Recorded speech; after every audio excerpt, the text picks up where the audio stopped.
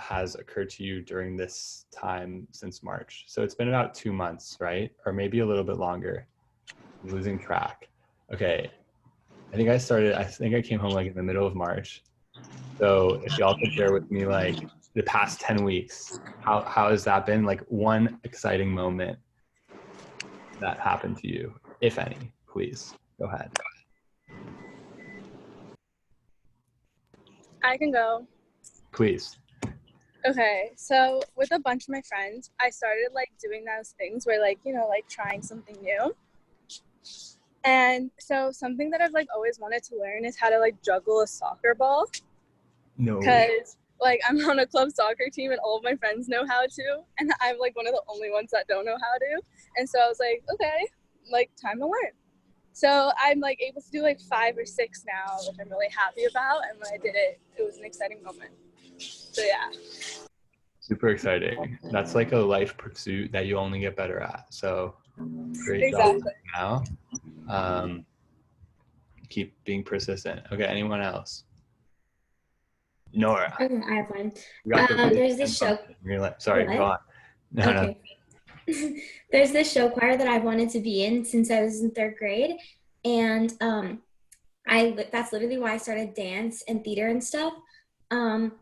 But I made it in like the first weekend that it was quarantine. I actually found out that I made it in. So that was a really big highlight of it. Yeah. Whoa. Okay. Are you doing things with it like now, or is that? No, it's like next year for school. Okay. But congrats. That's so cool. Yeah. Keep us posted. Congrats, Nora. And then you'll like have videos of stuff of your performance, right? So you can share that with all of us when the time comes. Yeah, I will. Okay, fantastic. And Ellie and Marley?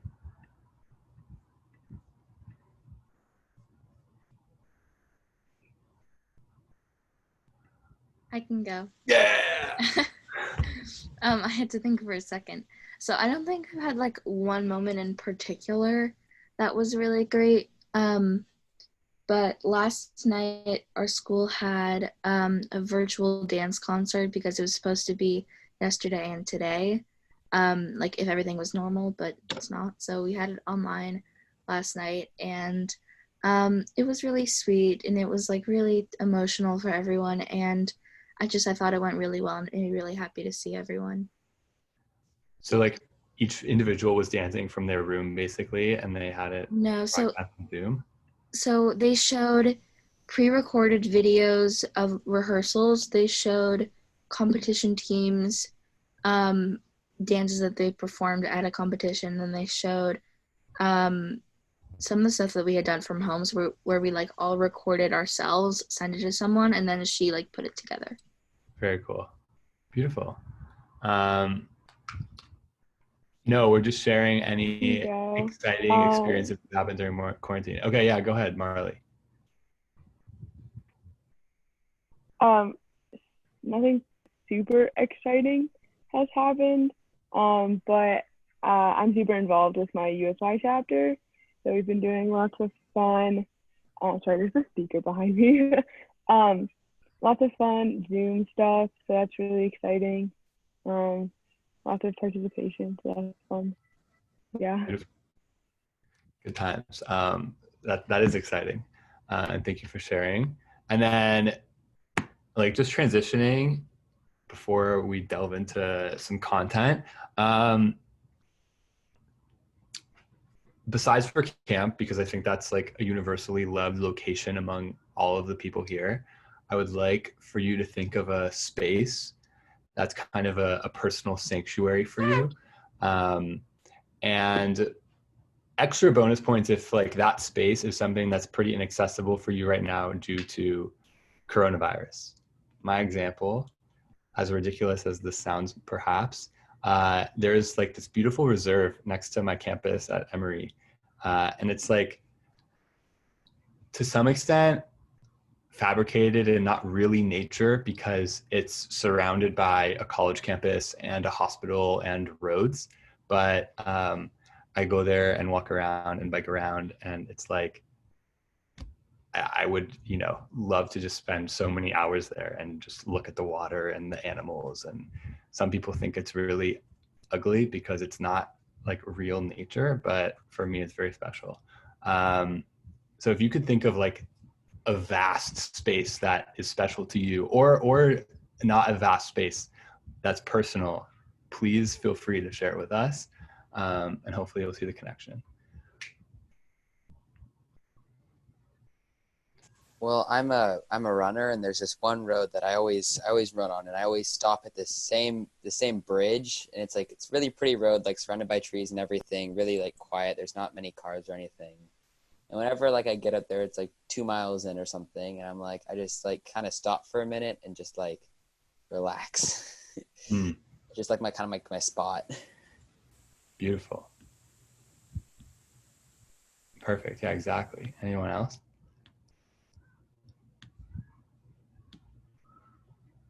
I'm thinking there's a place in LA that's similar to that as well. Okay. I have one actually. Nora, yes, please. Now that I can drive and stuff, it's really been my car that's kind of been my sanctuary.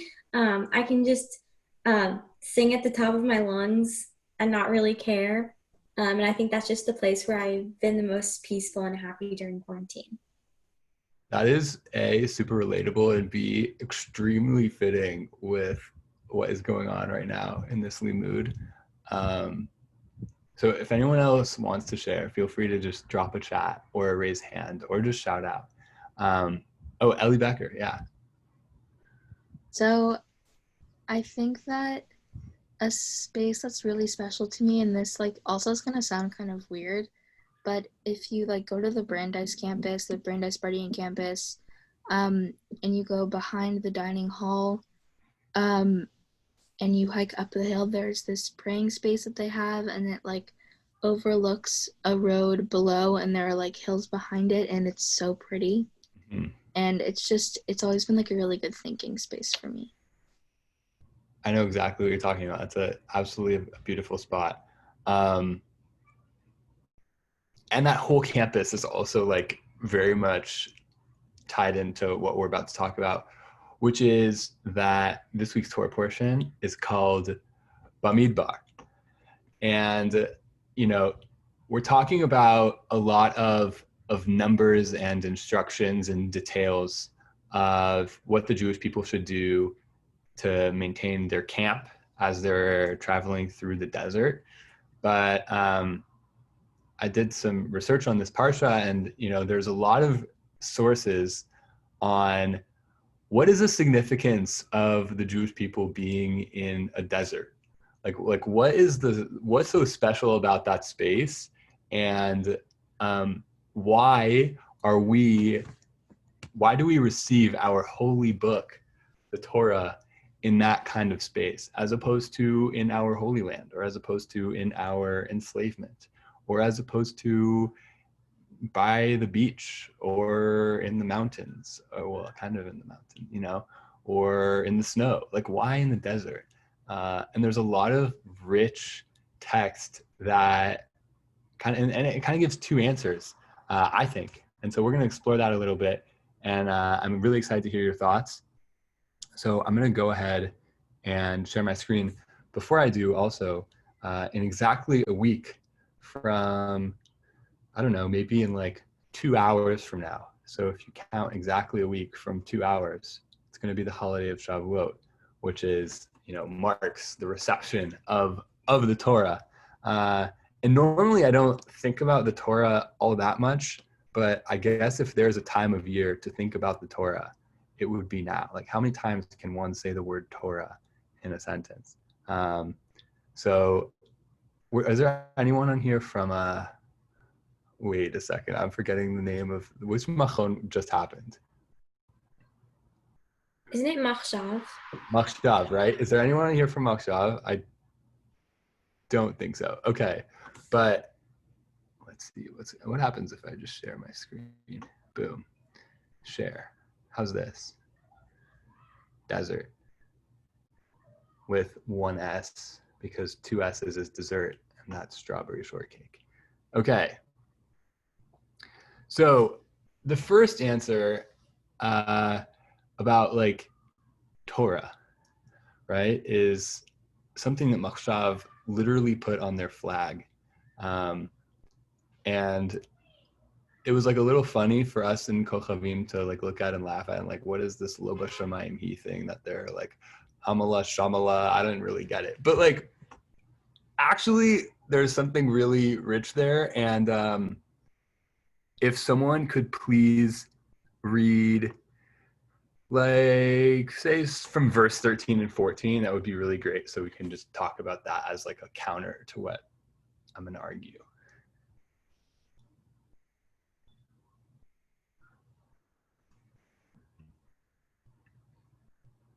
Or I could read it, or whatever you guys want. Ellie, you want to go ahead and read 13? Sure. Hebrew or English? English, please. Neither is it beyond the sea that you should say, who among us can cross the other side of the sea and get it for us and impart it to us, that we may observe it? No, the thing is very close to you, in your mouth and in your heart to observe it. Thank you so much. Okay, so what the Torah says about the Torah is that it should be something that's yours, that's close to your heart, that's not far away. It's not something untenable. It's something that's very much in you. And what we're going to discover about a desert is that it serves as this kind of neutral space where you kind of feel like you blend in with the rest of the world. You don't possess anything. You don't stand there and say, this is mine and only mine, but rather you look out, except for maybe your car, Nora, you wouldn't want to just like share that. But it was cool that you can like scream and like have your voice be heard across into this like empty vessel that, you know, hopefully to some extent makes you feel like connected to the vastness of the universe. And that is very much the point of the desert. So anyone have thoughts about like what that means to you in terms of like, is the Torah something that you feel is close to you? Is it something that you feel is far from you? Do you feel like you own it? Any reflections on like possession of Torah? Is that a thing that you feel is legitimate? Like, do you feel like you're a master of it?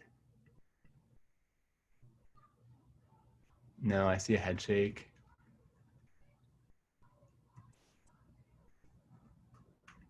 Don't be shy, everyone. It's a small, intimate group. Yeah. Do your thing. But if not, then we also have like plenty of other answers, and I'm excited to go through them with you. I, for one, do not feel like I have any understanding of or grasp on Torah. Like, it's something that's like a very distant concept to me. And like, okay, we're doing this thing right now where we're pretty much discussing Torah, but also like, I'm a boy from LA. English is my main language. You know, I'm out here in 2020. This book was given to the Jewish people like 3,000 years ago, apparently. Like, you know, I don't really know. So I'm more inclined to believe that this is something universal. This is something shared by many, and that there's like a very specific reason why the desert is important. Like, we're in the book of Bamidbar. Like, that's the name of the whole book. That's super significant. And there are a lot of texts to back that up. So the first question that you might think is, okay, so we're talking about Bamidbar, but why not in the Holy Land? Like, you would think that the holiest book should be given in the Holy Land, right? Like, Yeah. in the Okay, in the land I think I have an promised. answer. Oh, great. Okay. Why? What's the answer? So like the reason it wouldn't be given in the Holy Land, but it'd be given in the desert is because if you get something holy in a non-holy place or just kind of a middle ground, then it makes the holy thing so much more holy when you get it, just by comparison. So then if you're getting the Torah after a really long, harsh journey, which is I guess what the quarantine is, then it'll make everything just seem better. I really like that, and I didn't think of that. Yeah, go ahead. The reason I think that the Israelites got the Torah in the desert, not in the land of Israel, was because they weren't ready for the land of Israel. Interesting. Like they already had, the first test with the spies who went to Israel, and most of them came back saying very negative things. And so it's clear that the Israelites weren't ready to go to Israel, and so by getting the Torah, it gave them, the guidelines and, a chance to, work out some of the kinks of listening, which happened a lot throughout those 40 years. And by the time that they got to the land of Israel, they were, well acquitted with the laws. There was a whole generation of children who grew up only knowing these laws.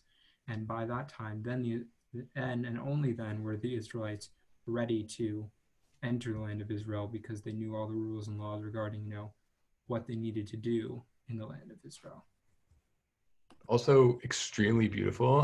So on one hand, we have a point that's like about contrast, where something beautiful among a lot of beautiful things is just like less beautiful, but something beautiful that's like outstanding is all that more special. And on the other hand, we have this point about preparedness. Like, you need to be prepared to take on, to study this text, right? Like if we were all here, none of us spoke Hebrew and none of the Jewish people knew how to translate this language, then it would be lost, right? But because we're here, we put in the practice. There are people out there who know how to translate. Like there are people who devote their lives to studying this. And then we'll be ready to take on something that's like a little bit holier. So thank you for your thoughts. Let's see what Rabbi Yishmael says in his Mechilta. I don't even know what that word means, but it's a great text. Okay, so could we get a volunteer to read? I don't know if y'all are following. Cameras off, it's totally fine, but if you want to read, please feel free still.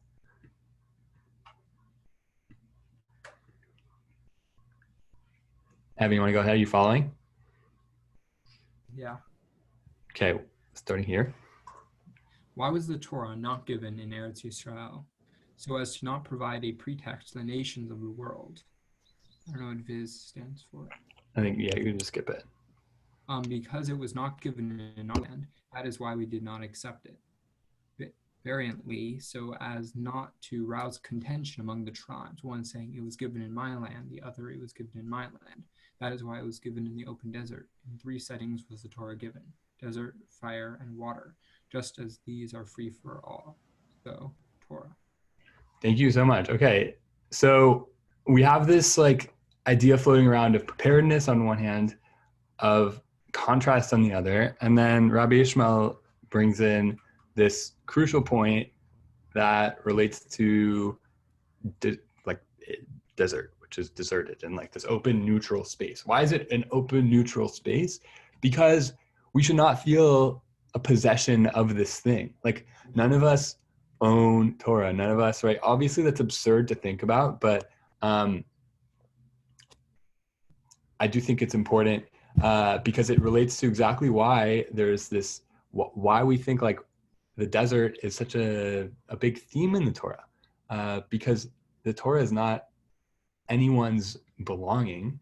The Torah, there's a sense that anyone who wants to come and listen should come and listen. That's why it's in Har Sinai, in this like open, like where you could shout and voices could be heard. There's this video that I was thinking of playing. If y'all want to see it, it's like a music video of a band playing a song, okay? And they're playing it in Joshua Tree. And there's this super cool moment in the video where they're filming and they're recording and like the microphones are there and they're strumming along. And then they take you away like whatever, 50 yards. And then they film the band and you can hear the sound. And it's like, there's nothing else there except for that little source of voice coming from that band. And it's like this most precious thing. Like if imagine Nora like in her car, like shouting out, like screaming whatever she wants to sing, like you could hear her from, however feet away. There's no conflicting sound. It's just like anyone who wants to come listen to this sound, to this like source, can come in. It's supposed to be open. It's not supposed to belong. We're not supposed to have it confined in a certain space, in a certain house where we like keep things trapped. It's supposed to be free. And that is exactly, you know, what I think Rabbi Ishmael is getting at. Obviously, he's implying it so as not to arouse contention. Like, we're not supposed to have conflict over like, whose sound is this? Whose word is this? No, it's everyone's, which is really interesting. And then, you know, it might bring up a question of like, maybe that's why the Jewish people are not proselytizing. Like we're not forcing this upon anyone. We're not trying to get anyone to convert. It's just open, and whoever wants to join can join. Whoever doesn't, okay, mind your own business.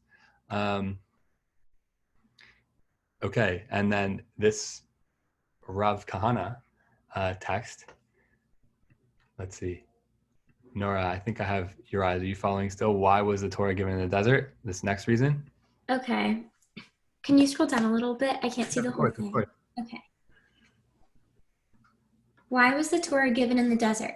To teach you that if a man does not hold himself as unopposed as the desert, he does not become worthy of the words of the Torah. And that, as the desert has no end, so there is no end to the words of the Torah. Okay, so the key word there being unpossessed, where like we have to free ourselves. We have to get rid of our feelings of like ownership of anything in order to, you know, open up to this idea. So one sec, I'm just plugging in my computer. Right, like a couple keys from the first part. One is that on one hand, we have this notion that Torah is very close to us. And like, this is something that hopefully we can all take into Shavuot, where we feel like we understand it and it's ours and it's in our hearts. And on the other hand, we have this notion of like this open space that anyone can come in and learn. And it should be for everyone. So I guess my question is like, how can we make ourselves open like the desert in this time of quarantine, where we're all literally constricted to our possessions of our homes? You know, like, isn't that counterintuitive? Like, on one hand, we have this lesson that we should be open and we should like preach and share and, you know, spread ideas, but like, okay, how are we going to be creative and like have our personalities be open like that when physically we can't? Do you guys have any thoughts or want to share anything that you've been doing that, you know, maybe you've been open in some certain specific way?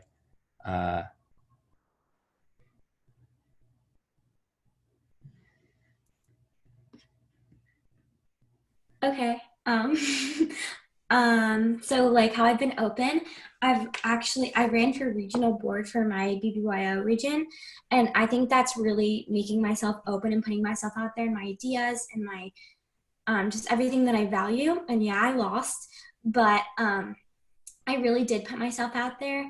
And I think that's a really good way to be open. Even if it's virtual, it's still, I put all of my ideas and values out there. And now everyone knows me. Beautiful. Philip, haven't heard from you all day. I don't know if you're still, are you muted? Is there? I can't see. Do you have any thoughts or want to pitch in on like how you feel like you've been open, or same to Noah or Marley? Oh, yeah, else there too.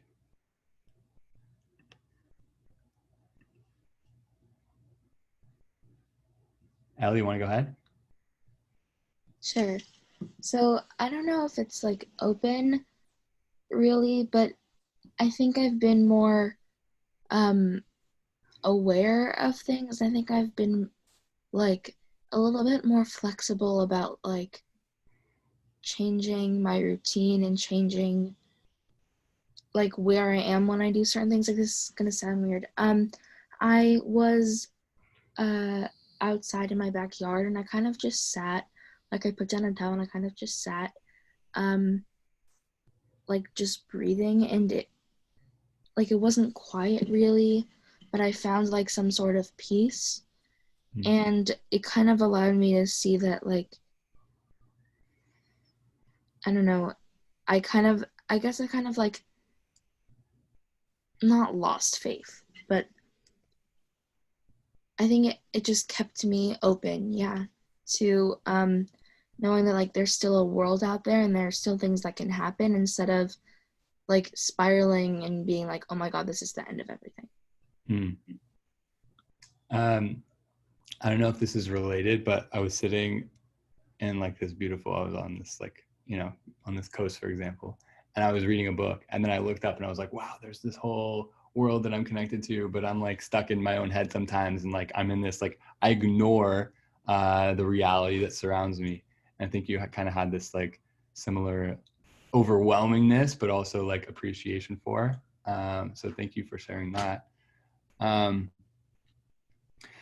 So the last like theme that I want to get at with kind of this contrast between possession and interconnectedness with everything is like, what do we feel of our personalities is ours, and what do we feel has been given to us by whatever has created us or brought us onto this planet, whatever force has brought us here.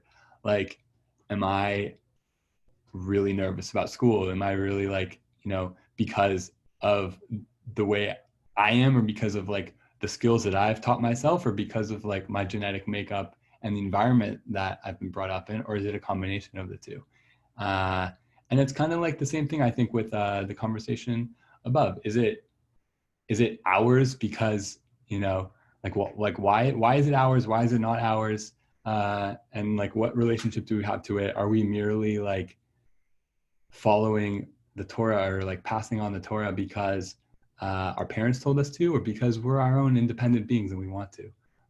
And there's this really interesting Pirkei Avot, I think, that kind of relates to that theme, and also ties in nicely with what we've been talking about earlier. So Evan, you want to go ahead?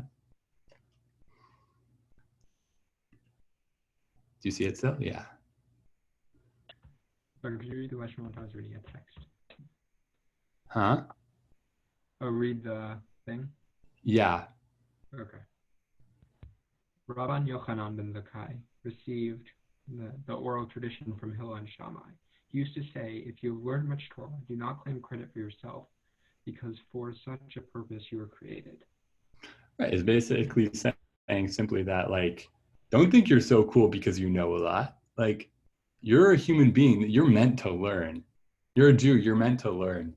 And that kind of pauses us in our tracks. Like, we're out here talking about APs and college and like gathering all this knowledge. Do we think it's like our knowledge that we possess it, or do we think that it's a result of our teachers and our environment? Like, what do we make of that, of who we are as students and as people? Do we own the things in our head, or does it belong to some vast universal thing of which we are part? Lexi. I think, sorry, my phone died, by the way. Oh, all good. But I think that like it's like our teachers' knowledge that we learn. It's not our own, but our own knowledge comes from the stuff that like how we interpret it, kind of, and how we change it, because we don't remember everything that we learned from our teachers and everyone who teaches us like so well. We interpret it in a different way, and that interpretation is our own, not really anyone else's. And that's like our teachings, kind of, and our knowledge. I really like that. Yeah. Like, we can be given a certain whatever stimulus or a certain piece of information, but then it's up to us to decide what we want to make of it. Yeah, very nice. Who else?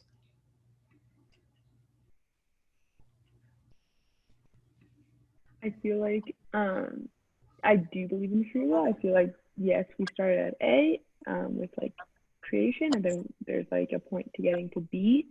But how we get there is our own free will, and I feel like we will get there, but it's like God doesn't necessarily like have a plan as to exactly how.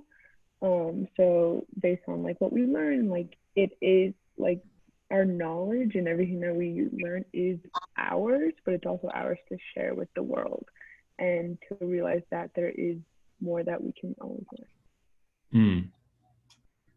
No, it's like, obviously, of course, the answer is, or one of the answers is like, it's both, it's ours, and therefore we have a responsibility to share it with others, and to like, I'm like spreading my arms. I don't know if you can see, like my shirt sleeves look kind of funny. Like I'm, connected with the universe here in this like wave town of Zoom virtual backgrounds. But yeah, absolutely. Ellie? I don't know if I can hear you. Is that? Yeah, no, it was me. Okay. I forgot I was muted. So kind of just taking this in a little bit of a different direction. I've never like really believed, or rather I've struggled with believing that like everyone is here for a reason, or like everything happens for a reason. Because like there are some things that happen that like I just can't make sense of, or that I don't want to make sense of, because I don't feel like they should be justified. But I guess like part of the last text that you showed, the Pirkei Avot text, I said you were created for this purpose. Maybe that's saying like you're created to go on this vast journey where your journey becomes Torah, like the people of Bnei Israel, and like you get to learn along with them, and through that you are experiencing Torah, and that's why it's so close to you. There's this other, like I was reading articles in preparation for this class, and a beautiful like notion that ties in very well with what you're just saying is that the word Torah comes from the word hora'ah, which means lessons. And it's a book of lessons that should ideally guide us on this path, on this journey, through the desert or through whatever life is. So I think that's a really beautiful interpretation. And thank you, yeah. Any other thoughts? Is it ours? Is it someone else's?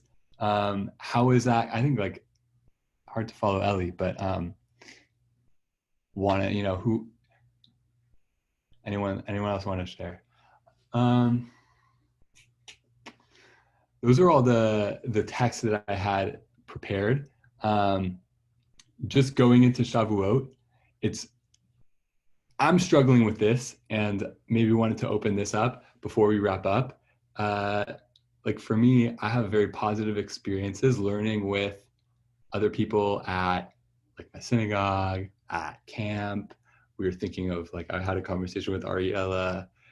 This is like premature, but one day when y'all are gonna be on staff, there's gonna be staff week, and talking about like, can we do Shavuot for staff week? That would be so cool, like celebrate this Jewish holiday where we could all come together and learn together. Like that's what staff week's all about. Obviously there are complications, and the answer ultimately was no, but I'm just thinking of like spaces where we all learn together. And like for me, Judaism is, and hopefully for y'all, Judaism is about like the community that we experience, and how are we supposed to experience community, this Jewish holiday of Shavuot, this Torah that's supposed to be like the epitome of our interconnectedness with each other and with the universe, as we've just discussed, and like this guidebook for our lives. How are we supposed to do that on our own? And I don't know if y'all have answers, but feel free to share. And then there's a plug at the end for like a Ramah learning on Zoom that's going to happen during Shavuot. But outside of Zoom, like, what do y'all think of like our confinement, and also our how do we stay connected? Obviously, yeah. What are your thoughts? Well, and just to chime in, I'll let you do the plug at the end for sure, but I also think Ramah is trying to think about that for Shavuot, and also I think just in general. So not a plug for our resources, but just saying like thinking about providing things that can be used as resources, and then up to you to kind of create that chavrut with your family, or that feeling of kind of calling a friend and going over a source sheet together. And I think along the same vein, just kind of interested to hear from you guys of if that's interesting and if that's helpful, and if that feels like Ramah, and bringing that presence kind of to your own setting, as Noah just so beautifully talked us through as well. But it doesn't necessarily matter the setting. So along the same lines, curious. I think that's a great idea, Yael. Like, I think, like, for me, at least, like, it would be really nice. To answer, like, Noah's question, I think maybe, like, just, like, getting together, if it's, like, on a Zoom, and just, like, generally learning about Shavuot and, like, just things you can do about, like, the Torah and Shavuot, I don't know, like, some things like that, and how it would be relatively connected. And then just doing it also on the holiday would also really be nice, because like maybe something then is happening that's not happening now. So just, yeah.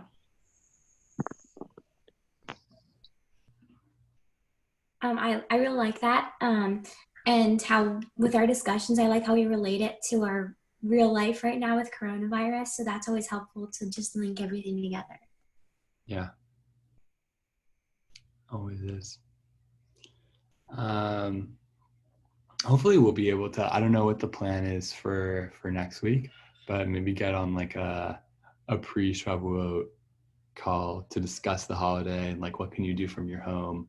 Because I don't even know. I would love to go on a call like that. Noah, what a Yeah. great segue. Yes, so you guys are the first to hear, but we are going to be doing, again, Noah can speak about kind of the Beth collaboration, which is awesome.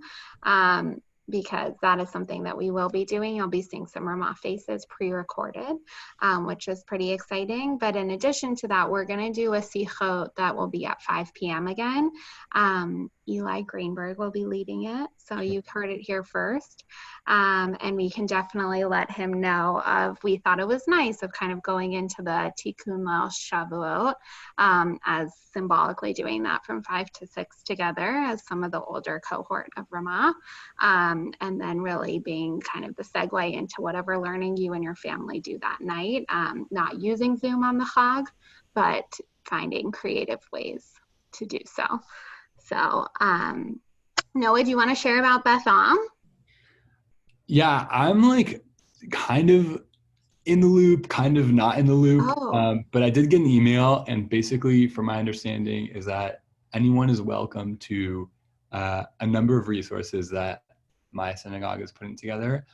And sorry, this is not very helpful. I don't know how to access them yet. I don't think they've been actually compiled yet, but I'm sure an email will go out. Ellie looks like she's in the know. And if any of you want to follow up with me about it, I would be happy to send you the resources when I get them, presumably on Wednesday of next week. Yes. Are you teaching, Noah?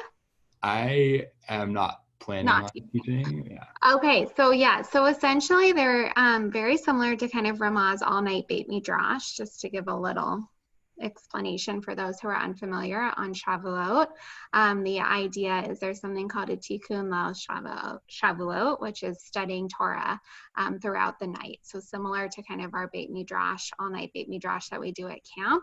And there's a lot of kind of Rashi surrounding what that means, but the explanation that I was always taught, and feel free to also tell me if this is wrong, but is really with the idea of kind of using Torah to repair the world, and its celebration for Torah is the idea of the day we received the Torah to study it together and to have that be a way in which we are leaders of the world.